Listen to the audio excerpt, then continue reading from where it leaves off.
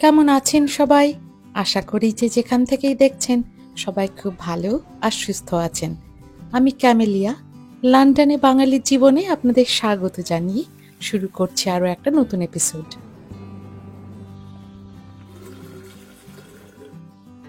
আজ শনিবার, এখন সকাল 8:30 বাজে। খুব সকাল সকাল দুজনে বেরিয়ে পড়েছি আজকে।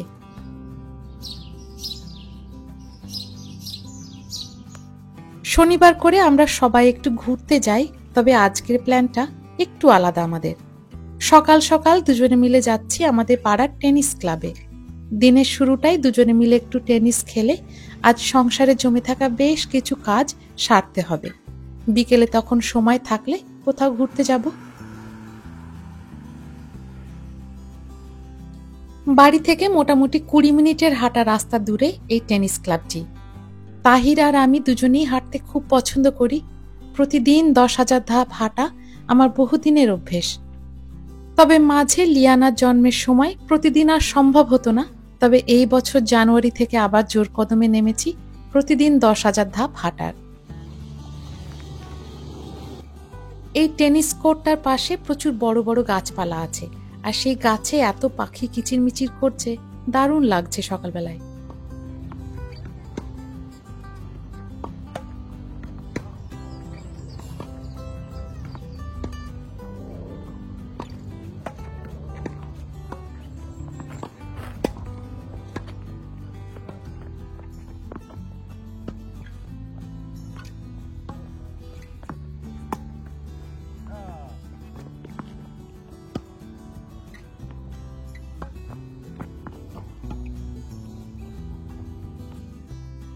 তাহির মোটামুটি খেলে টেনিস, আর আমি ওই নামে মাত্র।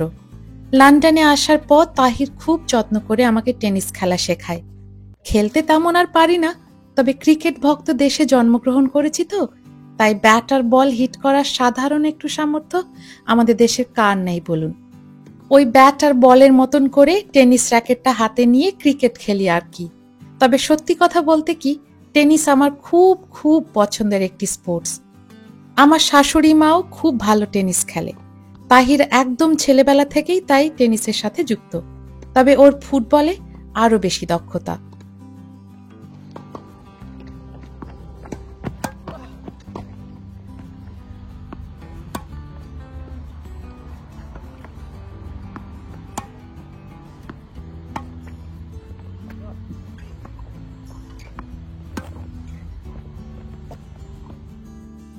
শীতকালে আউটডোর টেনিস তো তেমন খেলা যায় না এই দেশে, আর আমরা দুজনেই আউটডোর টেনিসটা বেশি পছন্দ করি। আর এই একটাই স্পোর্টস যেটা তাহিরের সঙ্গে আমি মোটামুটি খেলতে পারি। আবহাওয়া তাই একটু উষ্ণ হলেই প্রতি বছরই আমরা মাসে 1-2 বার টেনিস খেলি। লিয়ানার জন্মের আগে আরো একটু রেগুলার ছিলাম। এখন তো সময়ের বড্ড অভাব।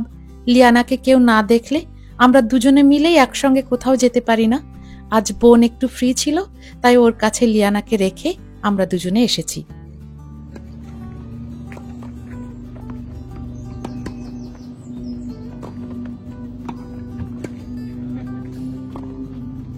আমরা খুব সকাল সকাল এসেছি, তাই আমাদের পাশের বেশিরভাগ কোর্টগুলোই এখনো ফাঁকা, তবে দিন বাড়লে লোকজনও বাড়বে।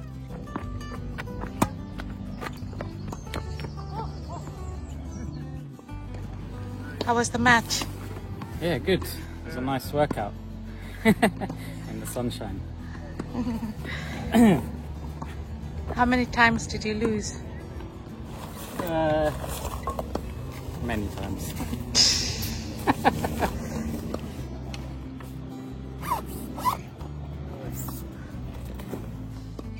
এই স্পোর্টস সেন্টারটায় বেশ কিছু স্পোর্টস খেলার ব্যবস্থা আছে। রানিং ট্র্যাক, আউটডোর এবং ইনডোর টেনিস, জিম, বেশ অনেক কটা ফুটবল পিচ। আউটডোর টেনিসটাই ঘন্টায় নেয় 6.5 পাউন্ড মতো।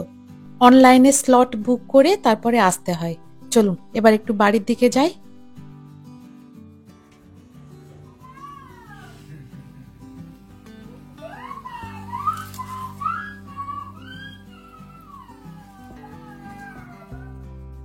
এখন মোটামুটি 10:30 বাজে।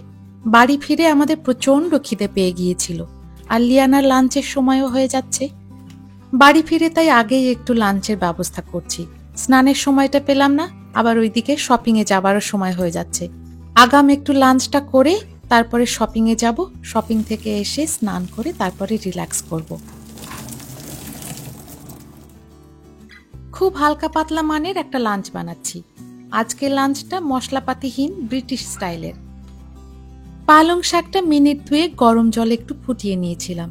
তারপরে জলটা ছেঁকে একদম সরাসরি বরফ জলে একটু ডুবিয়ে রেখেছি। এইদিকে একটু ড্রেসিংস তৈরি করছি। সাদা তিল দিলাম, বাদাম দিলাম, আর গরম তেলে একটু রসুন ভেজে নিয়েছি। আর সেই তেলটা তিলে আর বাদামের সঙ্গে একটু মিশিয়ে দিচ্ছি। খুব সামান্য একটু লবণও দিচ্ছি। আর তারপরে ওই পালং শাকটাকে বরফ জল থেকে তুলে নিয়ে এসে এবার এই ড্রেসিং এর সঙ্গে একটু মিশিয়ে নেব। পালং শাক কাঁচা অবস্থায় যেমন মুচমুচে থাকে, সেদ্ধর পরও যেন সেই মুচমুচে ভাবটা না যায়, সেই কারণে বরফ জলে ডোবানো। এমনিতে এখানে সবাই পালং শাক কাঁচায় খেতে পছন্দ করেন। স্যালাডে কাঁচা পালং শাক মন্দ লাগে না।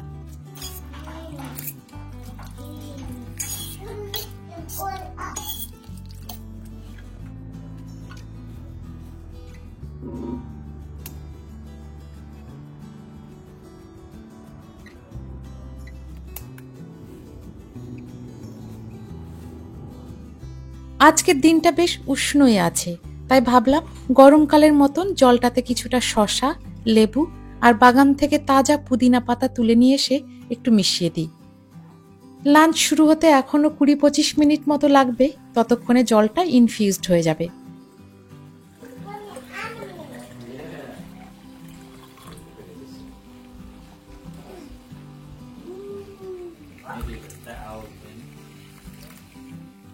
এইদিকে কিছু ডিম সেদ্ধ করতে দিচ্ছি। খুব হালকা করে সেদ্ধ করব, যেন কুসুমটা পুরো সেদ্ধ না হয়ে যায়। তবে তাড়াহুড়ো করে পাগলের মতন কাজ করলাম। ডিমে যে একটু জল আগে থেকে দিয়ে রাখবো, তারপর গরম জলটা দেব, সেটা আমার মাথা থেকে একদম বেরিয়ে গেছে। ডিমে ডাইরেক্ট গরম জল দেওয়াতে একটা দুটো ডিম ফেটে গেছে। ডিমটা এবার গরম জল থেকে তুলে আবার ওই বরফ জলে দিলাম। ভিডিও শুট করতে গেলে চারিদিকে সামাল দেওয়া খুব মুশকিল হয়ে পড়ে। এই রকম ছোটখাটো কত যে ভুল হয়, তার মধ্যে অন্যতম হলো লবণ দিতে ভুলে যাওয়া।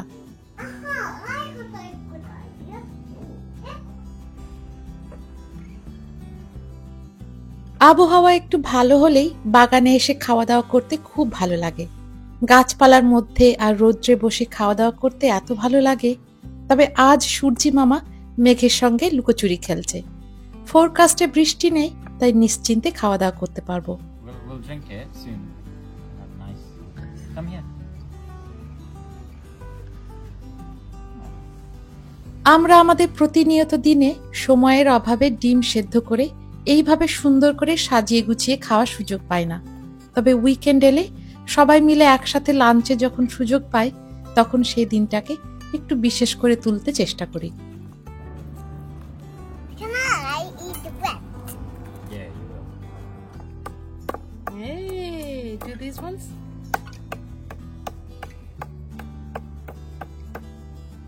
Well done, sweetie.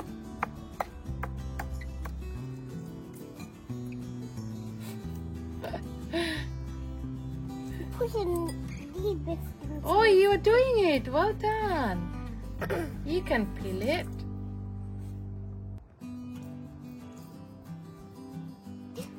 Did you peel it? I don't want the skin. No, we don't want the skin. Because we'll be sick. We'll be sick. That's true. বাগানের ওই পাশের দিকটাই কনস্ট্রাকশনে কাজ চলছে, তাই এত আওয়াজ হচ্ছে। কবে যে শেষ হবে এই কাজগুলো, পুরো সামার জুড়েই বাগানে এলে এত শব্দ হলে খুব বাজে হবে। এই ডিমের কাপে পরিবেশিত নরম সেদ্ধ ডিম হলো একটি ঐতিহ্যবাহী ব্রিটিশ ব্রেকফাস্ট। না, এতে ডিমের স্বাদ আর অন্য কোনো সেদ্ধ ডিমের থেকে আলাদা হয় না। তবে আমার এই পুরো ব্যাপারটাকেই ভীষণ মজার লাগে। It's no rats. আর লক্ষ্য করেছি লিয়ানাও কিন্তু এইভাবে ডিম সেদ্ধ খেতে খুব পছন্দ করে।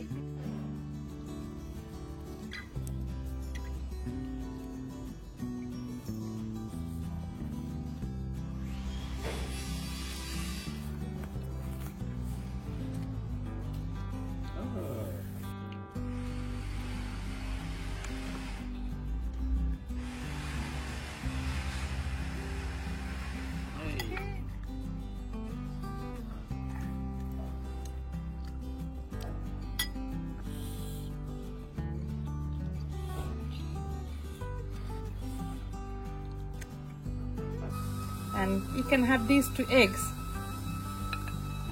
What about one? You can have 2. There you go. Be careful, okay? Don't drop Okay, it. Daddy, where is your plate? This is the fun. This is the lovely part. Yeah. That's good. What's here?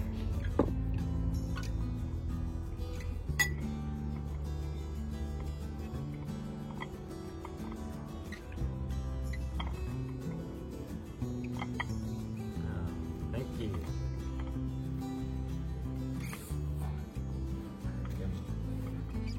We have a lot of them. Water! Can I have some water? Yes, Mimi. Have some water.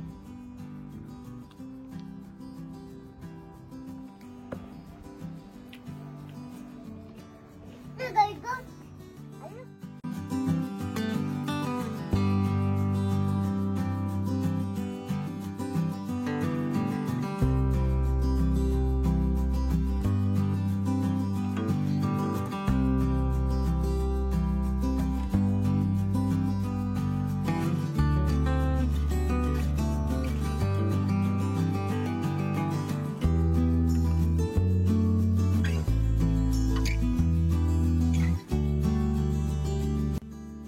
Lunch complete করে একদম সোজা চলে এসেছি একটু বাজার ঘাট করে নিতে আজকে। প্রচুর বাজার ঘাট লাগবে বাড়ির জন্যে।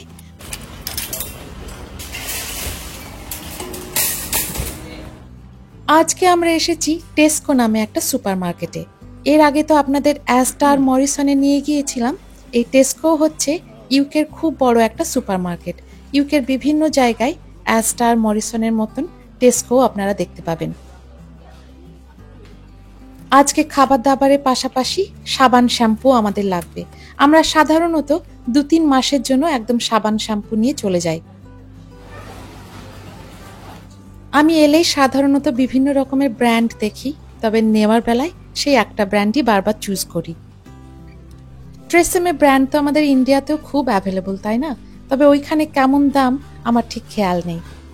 এই 680 ml বোতলগুলোর দাম মোটামুটি 3.5 পাউন্ড থেকে 3 পাউন্ড 99 পেন্স পর্যন্ত, মানে ইন্ডিয়ান কারেন্সিতে ওই 400 টাকা থেকে মোটামুটি 450 টাকা মতন।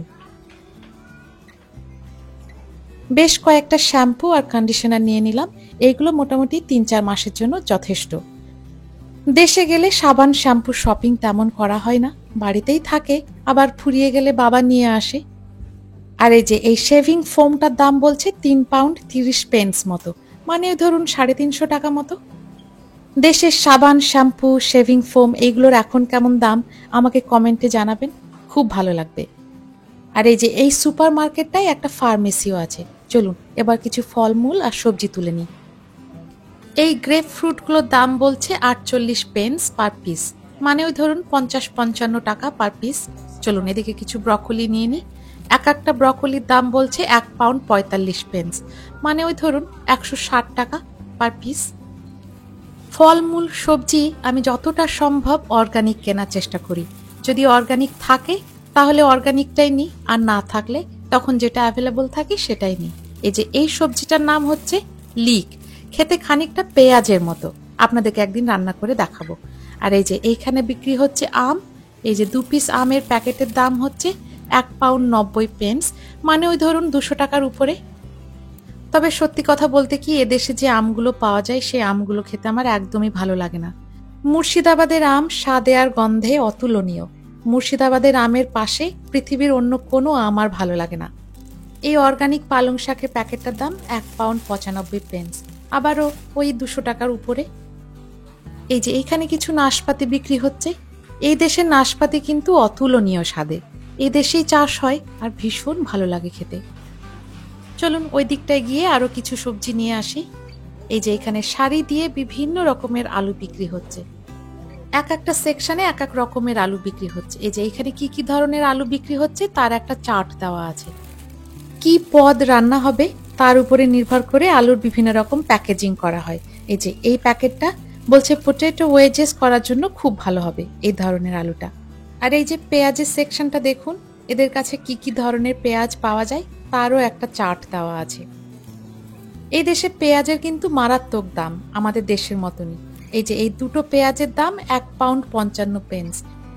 আজকের রেটে ইন্ডিয়ান কারেন্সিতে কনভার্ট করলে দাঁড়ায় 175 টাকা দুটো পেঁয়াজের দাম।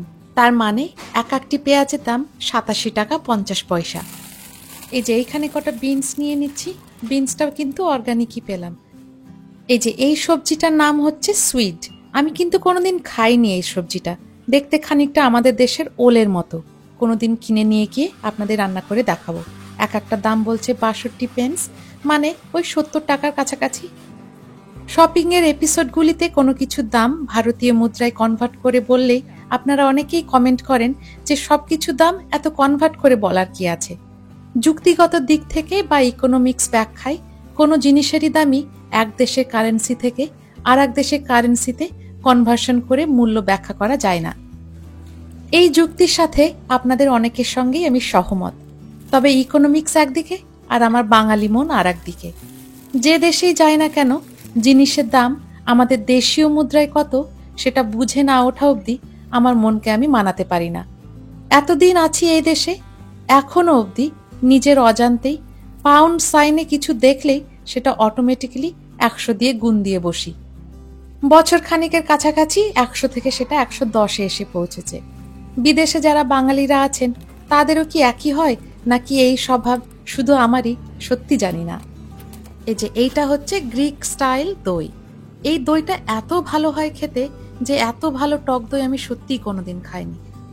আমাদের দেশের মিষ্টি দই তো আছেই, তার উপরে বিশেষ করে আমাদের মুর্শিদাবাদের মিষ্টি দই একদম স্বর্গীয় স্বাদ। সেই মিষ্টি দইয়ের পর এই টক দইটা আমার সব থেকে বেশি ভালো লাগে। চলুন এবার কিছু মাছ মাংস নিয়ে নিই। এই যে প্রথমেই নিচ্ছে একটা গোটা হাঁস। হাঁসটা সব সময় পাওয়া যায় না, তবে তাহির হাঁসটা খুব ভালো খায়। এইরকম গোটা হাঁসের রোস্ট খুব ভালো হয় খেতে। আর এই যে এই বড় বড় পা গুলো দেখছেন, এইগুলো হচ্ছে টার্কির পা। কি বড় বড় দেখুন তো, দেখে মনে হচ্ছে যেন একদম ছাগলের পা। আর এই যে এইটা হচ্ছে অর্গানিক মুরগি, 1 কেজি 46 গ্রাম ওজন, আর দাম হচ্ছে 17 পাউন্ড 46 পেন্স, মানে ওই ধরুন 2000 টাকার কাছাকাছি। মাছ মাংসের ক্ষেত্রে আমরা অতটা আর অর্গানিক বেছে দেখি না। আর লিয়ানা যখন আরো একটু ছোট ছিল তখন মাছ মাংসগুলো ওর জন্য অর্গানিক পেলে অর্গানিক কিনতাম, তবে এখন আর অতটা দেখি না। এই একটা প্যাকেটের দাম 3 পাউন্ড 15 পেন্স, মানে ওই ধরুন 325-30 টাকা মতন। চিকেনটা অদ্ভুতভাবেই এই দেশের প্রচন্ড দাম কম, আমাদের দেশের দামের মোটামুটি সমান। এই যে এইগুলোকে বলে ল্যাম্ব চপস। পশুর শরীরের কোন অংশের মাংস তার উপরে নির্ভর করে মাংসের নামকরণ করা হয়। এই চপসগুলো হচ্ছে গলার কাছের মাংস। এই 4টে করে ল্যাম্ব চপসের প্যাকেটগুলোর দাম 9 পাউন্ড 90 পেন্স, মানে ওই ধরুন 1100 থেকে 1200 টাকা মতন। এই যে এইখানে বিক্রি হচ্ছে বিভিন্ন রকমের জ্যাম, মার্মালেড। তাহির জ্যাম আর মার্মালেড দুটোই বেশ ভালো খায়। মিষ্টি খাবারগুলো আমি যতটা সম্ভব বাড়িতে বানানোর চেষ্টা করি, তবে কোনো কোনো সময় এই বাজারে তৈরি জ্যামগুলো খেতে খুব ভালো হয়। আর এই ব্র্যান্ডটাও খুব ভালো ব্র্যান্ড। তাহির দেখে আর লোভ সামলাতে পারল না, ভাবছে একটা জ্যামের বোতল নেবে। বাজারে তৈরি মিষ্টি স্ন্যাক্স, বিস্কিট এগুলো আমি বাড়িতে একদমই না রাখার চেষ্টা করি যতটা সম্ভব, কারণ বাড়িতে থাকলেই লিয়ানা তখন সেগুলো খেতে চাইবে, আর তখন নাও করতে পারবো না, মুশকিলে পড়ে যাব। বাজারে তৈরি মিষ্টি স্ন্যাক্স আর এইগুলো আমরা যেদিন বেড়াতে যাই বাইরে সেই দিনকার জন্য রাখি, তখন ও যদি কিছু বাইরে দেখে খেতে চায় তখন ওকে একটা দুটো কিনে দিই। সুপার মার্কেটে এলেই এই হোম ডেকোরেশনের সেকশনটা একবার না ঘুরে গেলে আমার হয় না। কিছু কিনি বা না কিনি, একটু শুধু দেখে যেতেই আমার ভালো লাগে। আর এই যে এই মোমবাতির সেকশনটা দেখুন, এখানে কত রকমের মোমবাতি আছে। এই দেশে সবাই মোমবাতির ফ্যান। যে সুপার মার্কেটেই যান না কেন, মোমবাতির জন্য একটা ডেডিকেটেড সেকশন থাকবেই। বাহ, এই চীনামাটির বাক্সটা এত সুন্দর লাগছে দেখতে। এটার দাম বলছে 6 পাউন্ড, মানে ওই ধরুন 660 টাকা মতন। আর এই যে এইটা হচ্ছে গার্ডেন সেকশন। গার্ডেন সেকশন আমার এত ভালো লাগে, যেহেতু আমার একটা গার্ডেন আছে, তাই গার্ডেন সেকশন একবার না আসলেই নয়। এই যে এইটা হচ্ছে বাগ হোটেল, আমাদের বাড়িতে তো একটা আছে, আপনাদের দেখিয়েছিলাম। আর এই যে এইটা হচ্ছে বার্ড ফিডার। এই যে এই মধ্যেখানে সেকশনটায় পাখিরা এসে স্নান করবে, আর ওই ছোট্ট পাত্রটায় খাবার দেওয়া থাকবে। বহুদিনের ইচ্ছা ছিল একটা বার্ড ফিডার কেনার, একই সঙ্গে আবার ভয়ও হতো বার্ড ফিডার কিনলেই কাক আর পায়রার কিন্তু উৎপাত শুরু হয়ে যাবে। এদেশে প্রচুর কাক আর প্রচুর পায়রা, তো যাই হোক, তাও নিলাম, দেখা যাক কি হয়। আর এই যে বার্ড ফিডার নিলাম, তাহলে তো ওদের জন্য খাবারও কিনতে হয়। এই সেকশনটায় দেখুন বন্য পাখি সহ বিভিন্ন রকম পশুদের কত রকমের খাবারের জিনিস। এই যে এই প্যাকেটটা হচ্ছে বন্য পাখিদের খাবার, এক একটা প্যাকেটের দাম বলছে £1.50। এই যে পাখির খাবারের পাশেই দেখছি হেজহগ নামে একটা পশু এখানে দেখতে পাওয়া যায়, তার খাবার। আচ্ছা, হেজহগটা কি বাংলায় সজারু? আমার কিন্তু ঠিক জানা নেই, কারো জানা থাকলে আমাকে নিশ্চয়ই কমেন্টে জানাবেন। আর এই যে পুরো সেকশনটা দেখছেন, এখানে বিভিন্ন রকম পশুদের খাবার, এই যে পুরো আইলটা জুড়েই শুধু পশুদেরই খাবার। চলুন এবার আস্তে আস্তে গিয়ে পেমেন্টটা সেরে ফেলি। লিয়ানা যে আজকে এই বার্ড ফিডারটা দেখে কি খুশি হবে। টেস্কোতে দেখছি সম্পূর্ণ সেলফ চেক আউট করে দিয়েছে। রোবট আসার পর থেকে এইভাবে মানুষদের সব চাকরি চলে যাচ্ছে। কোনোদিন দেখা যাবে আর কিছুই মানুষে করছে না, হয়তো সমস্ত কিছুটাই রোবটে হচ্ছে।